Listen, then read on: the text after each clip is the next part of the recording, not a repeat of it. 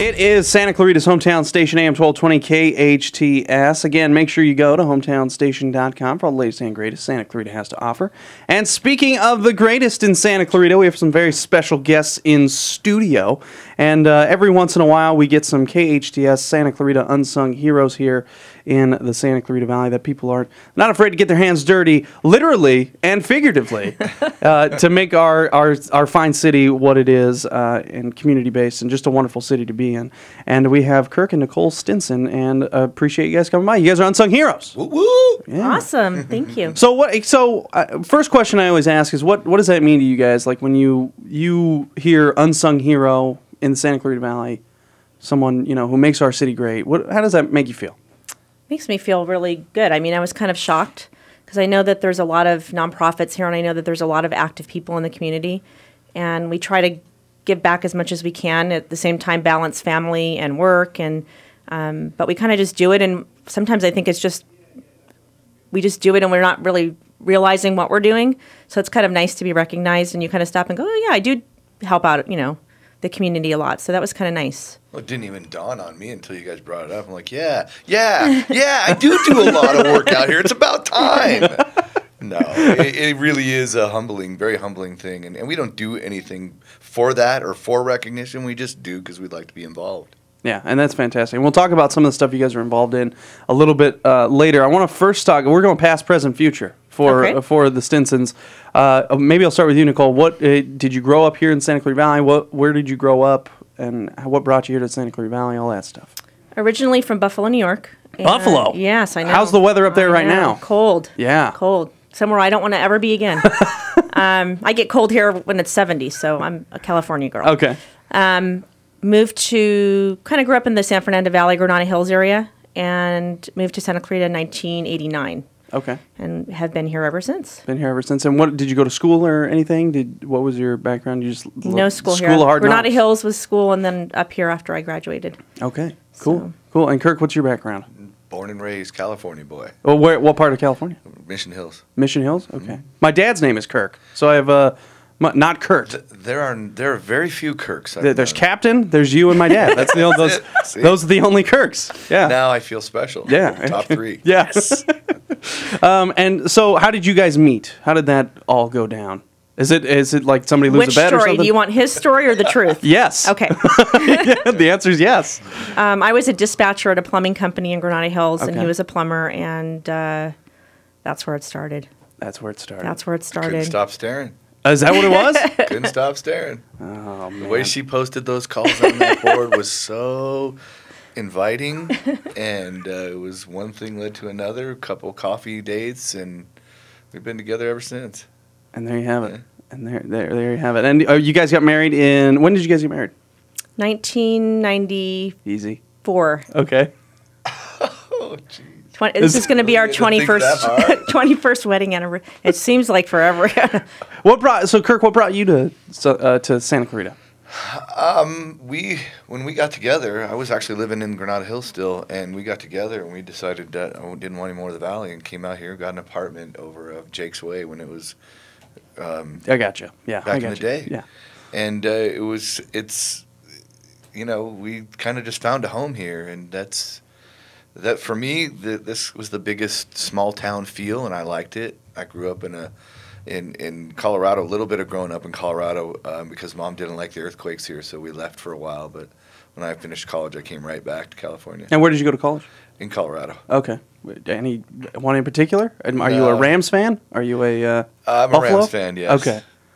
Okay. And then I came back out here to finish at Pierce. Oh, okay. Oh, cool.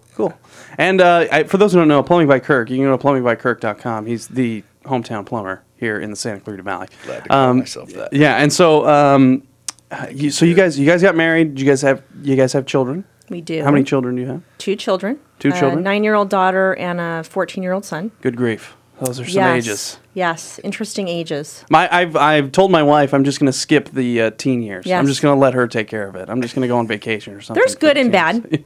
bad, because they're a little bit more independent, and you can actually, when they're a teenager, you can actually leave the house and not have to worry about babysitters and stuff like that. So, And for us, I think that my boy's teen years are really coming into him realizing how much he does need us. So That's good. maybe not as much earlier, but now definitely the guidance is coming in, and I'm having fun with the teen years, actually. So when did you guys decide that you wanted to be involved in the community? What was there a thing that you decided, or was it just something that was kind of natural and you guys just were doing it already? I don't know, you might not agree with this, but Kirk started his own business, I would say probably 2 months after we moved up here, and he had branched off from this company that we had met at, and he really didn't feel confident and think that he can go off on his own. And I was already kind of networking with the chamber and had a lot of connections up here because of a job that I had up here. I was commuting up here for a job. So Forever I was known as Nicole's husband. Oh, yeah. That's how my name's pronounced, too. I made a name tag, so Nicole's husband. that's true for a while. Yeah. But Yeah, that's good. so within a week of him starting this business, he had about 500 customers in his database, just from people knowing that I was married to somebody that was starting a business. So I think that once that happened, it was a no-brainer to get involved with the chamber. We just knew that this community was small. Back then, it was no mall. You know, to get into the Valencia Industrial Center, it was 1 lane in and 1 lane out. You know, that people were driving across that dirt lot that now has, Bridgeport homes on it. Used to take like 45 minutes just to get out of the industrial center to get to your house. Yeah, in wherever, Santa Clarita. Yeah. I was super quiet then, too. I remember going to one of the chamber events, and we'd try to walk from one side of the room to the other, and Nicole would be like, yeah, how you doing? How you doing? How you doing? How you doing? So I'm like, one day I'm going to be just like that. And it kind of folded into that. We actually became more, the more we went to these events, the more you get seen, you get noticed, you get recognized, and it's a good feeling to be a part of the growth of this city. And it's amazing. We have a lot of resources here, and even though we're involved with a lot of these nonprofits and resources, it amazes me every day how I learn about new ones that have been here forever that I never knew about. There's so many resources for us up here that people just don't know and understand. Yeah, it's a different type of community here in Santa Clarita. So is it all right if I take a break and can you guys hang out for a little bit? Absolutely. All right, we're going to take a quick break, a look at traffic, and then we'll talk more with Kirk and Nicole Stinson, our Santa Clarita Unsung hero on AM 1220 KHTS. Every once in a while, we get some guests in studio to talk about their involvement in the community. They are our KHTS Unsung heroes today. Our Unsung heroes are Nicole and Kirk Stinson, and I wanted to ask you guys are involved in a lot of stuff. How do you guys, for people that are trying to figure this all out, how do you balance your life with all your other stuff that you do? Your regular family life with other stuff that you do? We try to incorporate them in almost everything we do. So, I mean, True. If you see us, you're going to see them sooner or later. Even just going to pick up something for her business or my business, the kids are there and they're always saying hello. And so we're teaching them young. We get them involved as soon as possible. And that's good. That's a generational type of thing. We're hoping. Yeah, that will spur them on to, and it won't even be like should I get involved? It's like I'm supposed to be involved type of a thing. And hopefully that's a generational thing and it'll continue on. And we don't feel as guilty leaving them at home and finding a babysitter. They always bring them along, and they pretty much have a lot of fun. They do, and they like helping. Great. Yeah. That's awesome. And so, stuff you're involved in now. What type of stuff are you guys? I mean, you guys mentioned the chamber. What other types of things? I know you've been on here. I've tasted some chili. So right now, chili cook-off is like a second full-time job besides real estate. So that is what I'm very focused on with real estate right now. I am not doing anything else nonprofit-wise right at the moment because it's hard when you don't want to ask the same people twice for different things. So I'm trying to kind of choose what I'm doing at one time to stay focused on it.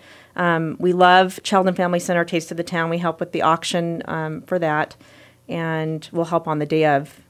It's kind of the same time period. So you've done the Celebrity Waiter Dinner, Michael Hoffman. I mean, there's just so many. There's so many things to get involved in this community, which is absolutely wonderful. And probably, like I said, hundreds of them that we haven't even tapped into. Just with the chili cook-off, the 3 charities that's benefiting, I knew nothing about those charities before the chili cook-off, and we chose them. I'm thinking, I don't know much about them, and we went and visited them last week, and it's unbelievable these 3 resources for people.